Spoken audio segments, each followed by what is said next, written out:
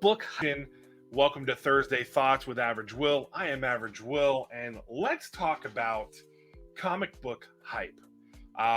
Recently, we've had a few different books garner hype. Obviously, we're getting into convention season, so there's always going to be a lot of hype around specific books at a convention. Either you have the group of people who are going to push for a book to be super sold super fast. I know that there was the Will Jack set of books through Eastside Comics. It was the Action Comics 1053, the Power Girl cover. There was the full body and then the portrait cover. They were both foil. They sold, I think, 40 a piece, so it was $80 to get a set. And the full body one was going for like 125. It's crazy.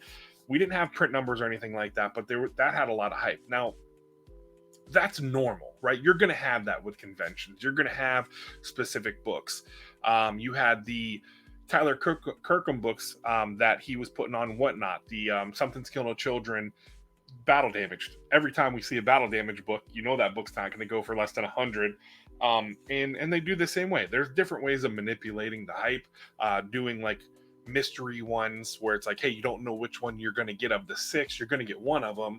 I know that when they did the Omni-Man Battle Damage books, they were doing the mystery packs where you could get the Invincible ones, the Omni-Man or the Adam Eve, and they had the prices for some of these were going through the roof, ridiculous. I know some of the packs were going for $1,500, but that's the kind of hype you expect. Like, obviously, off of comic conventions, you're going to have the limited rarity for some of them. You're going to have some books that are generated by a seller, a booth, Acetate 2022 for all that. The Acetate Gate. If you search that on YouTube, you'll see that whole dilemma and how that whole thing played out. You'll have the bad idea hype, right? How they generated that whole thing, which that scheme was brilliant. It was fantastically done. But you saw on the secondary market, books were going for astronomical amounts for the only reason for rarity, I guess. If LCSs weren't getting them, because LCSs couldn't sell them over cover price, but shit, if you went in there, you picked up 5 of them, and you could then turn around and sell them. I know ENIAC #1 was going for over $100 for cover A. But again, that's kind of a different kind of hype. But recently we've seen, because of a specific writer who has put out great product in the past with stories like Something's Killing the Children, Nice House on the Lake, his Batman run, the Substack stuff, which has been awesome, like Blue Book and that kind of stuff. You saw a lot of generated hype for a book that just came out yesterday, or that was supposed to come out yesterday, but then got pushed back to later in the month, and that's World Tree, right?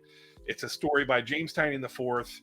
It's got a very interesting story plot, synopsis, however you want to call it, but I felt like that book was getting a huge push because of, people were wanting to hype it up. There was no talk of it being optioned or anything like that. We've seen that in the past where books have been talked about being optioned, or there's been rumors around a book. Land of the Living Gods is one that really stands out to me, where that book was going for $20-$30 for cover A, when there was really no news for that book, and you saw a retailer going, and they were kind of buying up people's orders and stuff to kind of corner that market. But with World Tree, it seemed like there's a lot of hype on it, and then the hype really comes out, I think, for collectors who are fans of like his other works, Something's Killing the Children, Nice House on the Lake, and stuff like that, because the 1 in 100 books, they're all homage covers. One is an homage to Something's Killing the Children, one's an homage to Nice House on the Lake, and so forth and so on. That generates the hype for that. But I think the biggest one for me that's really glaring, and it's crazy, and we have these top 10 lists. You have so many sources that do top 10, right? You've got Key Collector, you've got CBCSI, or Comic Books Invest. You have all these people that put out very intelligent top 10 lists and they do the research and they're seeing what sales prices are. But I feel like when you have a book, and the book I'm talking about, if you haven't guessed at this point, is Spider-Man #7, the spoiler variant, the spoiler surprise variant that wasn't really much of a surprise. You may not have known what the cover was, but you knew the book was being pushed. When the book's being pushed by the writer, Dan Slott talked about this variant before FOC. He was pushing it. He said, this is a book you need to have. This is going to be a great book to have, so forth and so on. So there was a lot of push from the writer. So the print run on this, I think is going to be high. I don't think there's going to be this rarity for this spoiler variant. And plus, I think, there are a lot of comic book stores that are smart about it. There are a lot of online retailers that are smart about it and be like, hey, we're going to get a nice little amount of these. And you saw this buzz that got created by it. And I remember being at MegaCon and seeing the pictures being posted, seeing people like, hey, these are now going to be, these are for sale, these are available, so forth and so on. It's a cover price book that should not be selling for over $30. That's selling for over $30. And again, not knocking anyone that is hustling, they're grinding, they're getting their money for it. I get it. But I just feel like for people, I feel like it's almost like taking advantage of people. And again, I know you're towing that gray line and stuff, but when you're pushing a book talking about, oh, it's Spider-Boy, it's not even the first time we've seen Spider-Boy in a comic book.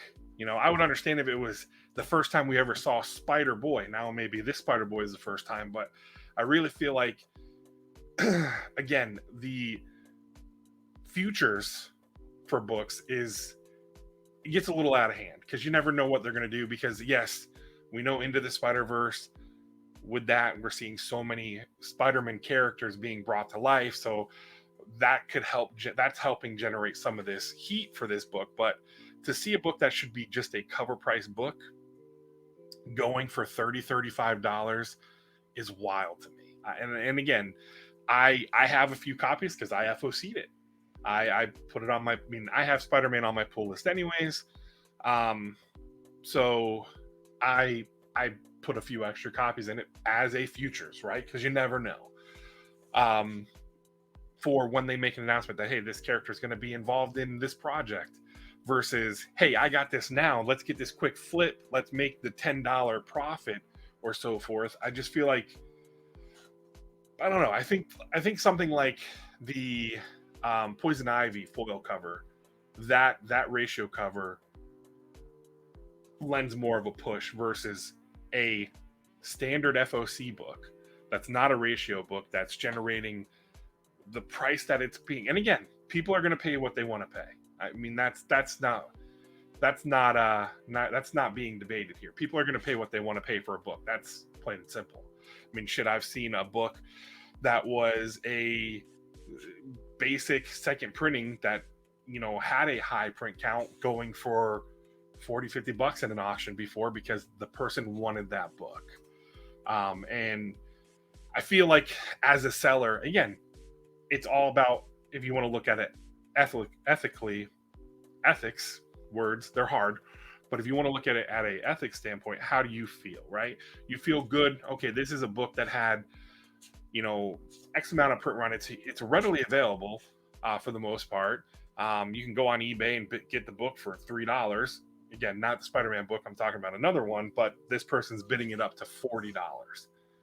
And it's like, do I feel good about that? No, I'm gonna throw a bunch of other shit into it because that book is not a $40 book. It really, and for me, I just don't feel comfortable with that. Other people would. Again, it's tomato. You look at it different ways. Are you comparing apples to oranges? You might be, but I just feel like us as a community, us as collectors, and when I say that, the ones of us that are collectors in the community that are also resellers that do participate in either auctions on an app, auctions on, on either social media or an app, pushing the narrative of, hey, this is a hot book, this is the book to have, this is, I mean, listen, I'm selling 5-packs for $50 or 5-packs for $60 or however much the people were selling them for. Yeah, I mean, it's just it's crazy for a book that's just an FOC book, right? It's a book you could get on FOC. I feel it's going to have a high print run. I know we won't ever get a print run on it. We may not ever get a print run on it. And if we did, let me know in the comments below. But I just feel like it's something that it's not a ratio. I'd feel differently if it was, say, a 1 in 25, a 1 in 50, where stores have to then buy. And I know Boom is doing this where if it's like an FOC variant, like an FOC special, like the big variants, they're not including those on the totals. So if you have an A through a C cover, you can buy 25 total of those and you get the 1 in 25. But if they have a big variant or an FOC special, then you have to buy 25 of those. Or at least that's how it was explained to me by my LCS with some of the Boom stuff. Now, I don't know if Marvel does the same thing. I just know that that's how Boom has been doing it. So I don't know if it's cross the board. If it is, let me know in the comment. If it is or isn't, let me know in the comments below, because I'm always looking for gaining more knowledge in it. But I feel like there's a lot of crazy hype that was put on books that I feel like it's misguided, right? And there's a lot of people in that are coming into it new, that are getting into comic books new because of stuff like Across the Spider-Verse. They see these, they're seeing these movies. You have younger fans getting into it that may not know. And you got guys that are out here selling a book that's an FOC book for $30+ and making people feel like, hey, this is a hot book. This is the book to have, that in probably a week or two is going to be back to cover price, if not a few dollars more than cover price. But again, versus paying the $30+.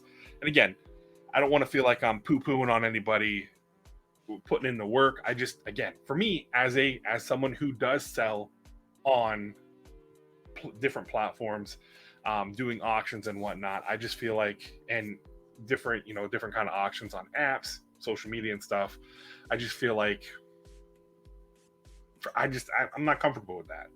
But that's just me. I'm not the same as you. We're not all the same. But I feel like some of this comic book hype that gets generated through the community because of, oh, look at this, and again, I'm not talking spec game, because there's a difference, right? There's a difference of pumping up a book like Spider-Man 7, the spoiler variant, versus something like the stuff with Black Panther, because you never know. You don't know the direction they're going to go with the Black Panther. So you have that stuff with Black Panther, and again, that Tosin, the first appearance of Tosin, that's different.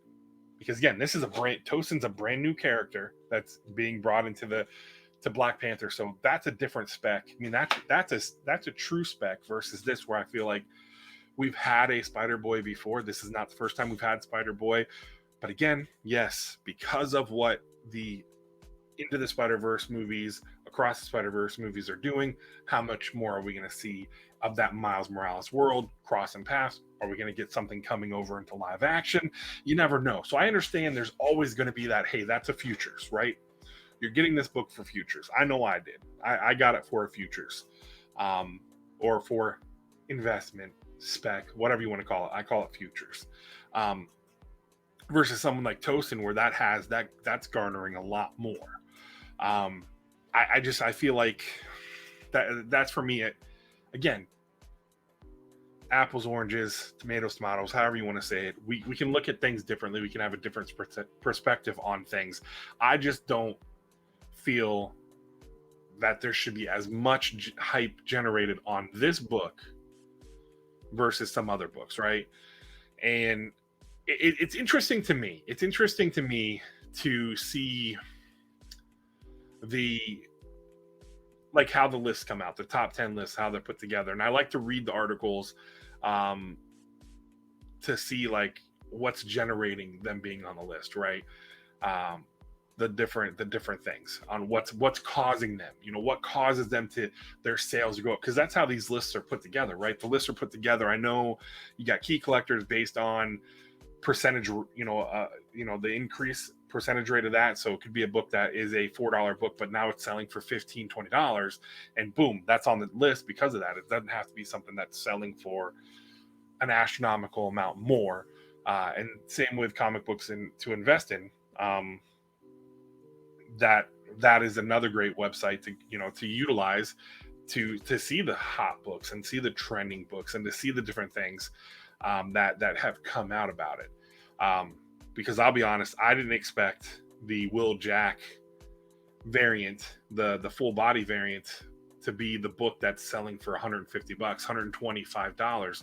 It's a beautiful book, but it didn't look like they were anywhere close to selling out. But then you have a book like a funny little thing that Mad Cave did, where they made their own acetate, because last year you had Acetate Gate with that whole debacle, but Mad Cave, Comic Corner got the approval from Mad Cave to make a acetate cover. They had 150 printed, and they sold them at the show. I believe they were $60 at the show. I got myself a couple of them just because, again, I like Nottingham. I'm a fan of Nottingham, but the limited rarity of that now being 150, and I know they did sell out at the show, which was pretty cool. But again, they have that, so I'm surprised something like that didn't. But again, it's a book that was going for high in the thing. But there was other variants as well that I would have thought. Ivan Tau's Black Cat, I would have thought for sure that would have been one, because I saw that one again. The Ivan Tau, it was Spider-Man, whatever, but it was a Black Cat cover, beautiful cover. Had the white negative space with Black Cat on it, selling at the show for $30 before the show even started, because East Side Comics, they did some pre-sales, and some of the other people that had that variant, that partnered with that variant, had pre-sales. People were pre-selling, and then they were selling it on Instagram and other social media platforms for double, if not more, of that price. And those were readily available. But I would have thought that would have been a book that could have potentially, just because of that, the whole pre-selling stuff that I saw on there. But yeah, I mean, I know I kind of ramble. These are not very structured, right? It's just where it's Thursday Thoughts. Sit here, we throw out. I put a topic together and I put my thoughts together. But I feel like that what we've seen recently, like obviously with World Tree, we have the convention season where we're going to see books that are going to generate buzz. They're going to have heat for them because of the con exclusiveness, right? And then just again with what happened with the Spider-Man 7 book, the fact that you're seeing it sell for over $30, it's just wild to me, especially when it's a book that the writer Dan Slott was telling people, this is the book you need to go get, this is it before FOC. So you can't tell me that comic book stores who listen to this stuff as well, like listen to the writers and everything, that they're not ordering a bunch of them. I know that. And then that's another thing, is the numbers. I want to say it was Big Time Collectibles said that they were shorted hundreds of copies. So there again, is that maybe generating the hype that, oh my God, maybe there's not enough, maybe they oversold it and didn't print it, which I find that amusing, because when you put the order in, then it goes to print. So were things lost, damaged, so forth, who knows? But again, I just feel it's funny as a community. And again, I'm a reseller as well. I flip books. I know people don't like to use that term of flipping, but it's like anything that you do. You buy for an investment. You're looking to, is it going to be a short-term investment, or are you in it for the futures, or long-term investment, right? This is a book. Spider-Man 7 is a short-term investment. You're going to look to get it because who the hell knows if there's anything going to ever be done with that character. So you're getting a book at cover price, looking to sell it for that, between $15 to $30. You're looking to get that small profit. It's a bigger percentage profit, obviously, but you're getting that 10 to whatever, $10 to $20 profit on this book. quickly, right? You're not holding this book hoping that, oh my God, this will be the next, well, I think some people were calling this book the fucking next, excuse my language, by the way, but they were calling it the next UF4. What? No, get the fuck out of here with that shit. I laugh when I hear people make those kind of comments, because it's like, shut the fuck up, because now you're just trying to generate stuff. Kindly shut the fuck up, because this book is not going to be an ultimate. This is not a UF4. This is not even anywhere near that level. So I think people need to calm down. Plus, again, you have the writer literally telling you, the creator literally telling you, buy this book. This is the book to buy. Get this book. So I think print run is going to be high, even though people are saying they're not, stores are saying they're not getting their copies. My LCS got their copies. I know he didn't order, hundreds of thousands, but I find it funny. I find it funny when stuff like that gets generated. But that's just my 2 cents. That's my thoughts here on Thursday about comic book hype. Let me know what you think in the comments below on your take on this. What are your thoughts on comic book hype? Give me examples of books that I maybe should have talked about. Again, I'm always looking for discussion down in the comments below. I like the engagement. I like to talk about these kind of things because I find it interesting, right? I find it very interesting because there's always a way to have a civilized conversation about this stuff and just talk about and be like, well, what makes you feel this book? Because I told you why I don't feel like this is a book that should be anything other than cover price. But you let me know in the comments below why this book should be selling for $30+.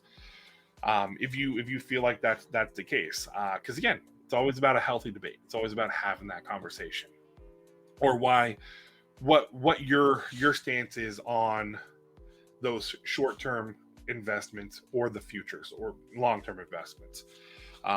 Flip it now for quick, or hold it for the long game. And then the buzz, because there's other, like I talked about the Land of the Living Gods. That book generated buzz before it was released. You had Shadecraft. That's another one that was optioned before it even released. So there was that book now you can get for a couple dollars, right? You can get Shadecraft #1. I literally got a Shadecraft #1 slab for $15. That's less than the price it is to grade the fucking book. I got it for $15, and then shipping and everything, the taxes and all that, it came out to just over $30.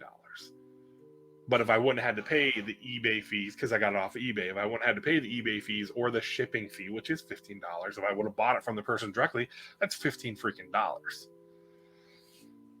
A book that was going for $20, $30 the week it was released, because of the generated hype, because the book was optioned. And you had everybody and their mother who was doing auctions. They were spitting out there, this is optioned, this is optioned, this is optioned. We're going to talk next week about optioned. And that whole, that'll be a part 2. We'll get into more of the whole pushing the narrative of this got optioned, because it seems like everything in its mother anymore is being optioned and nothing happens. And then we'll talk about the process, because there's stuff that gets optioned, but you don't see it for a decade or more. Something like Why the Last Man. We'll talk about that next week. That is it for me today. Thank you for taking the time to watch this video. Thank you for checking out Thursday Thoughts with Average Will. And I am Average Will. I appreciate each and every one of you. Tell somebody you love them. As always, I'm Average Will, and I am out.